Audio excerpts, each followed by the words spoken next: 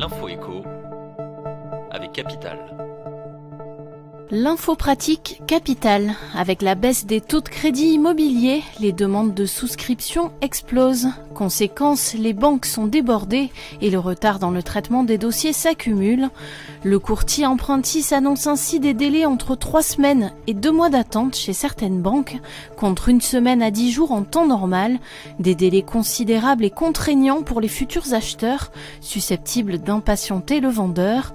Autre facteur d'embouteillage, la période du printemps est traditionnellement favorable à l'augmentation des demandes de prêts et ce mois de juin n'échappe pas à la règle. Le chiffre du jour, 48, c'est le nombre de départements qui ont d'ores et déjà annoncé vouloir revenir sur les 80 km/h. La Haute-Marne a été le premier à voter un retour aux 90 km/h sur certaines routes secondaires. Coût de l'installation des nouveaux panneaux, 100 000 €. Le Loiret compte lui aussi rétablir l'ancienne limitation de vitesse sur 50% du réseau routier. 43 départements ont quant à eux fait part de leur hésitation et 4 ont refusé. Pour rappel, l'Assemblée nationale a voté jeudi l'assouplissement des 80 km/h. Le coup de gueule du jour est poussé par la ministre des Sports. Alors que le coup d'envoi du mondial féminin vient d'être donné, Roxana Maracineanu s'est émue du montant des primes que percevront les Bleus en cas de victoire.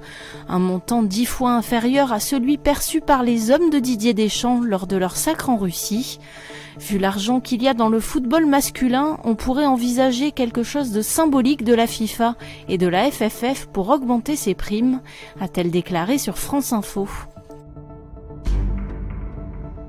Et on termine par ces pays très touristiques mais pas toujours sûrs. Capital.fr a passé en revue 10 destinations très prisées pour lesquelles le ministère recommande systématiquement une vigilance renforcée. Vous serez peut-être surpris d'apprendre qu'en Thaïlande, la simple utilisation d'une cigarette électronique peut valoir une peine de prison. Au Chili, des mines antipersonnelles sont encore présentes près de la frontière avec le Pérou, la Bolivie et l'Argentine, de quoi refroidir les excursions des plus aventuriers. C'était l'info éco avec Capital.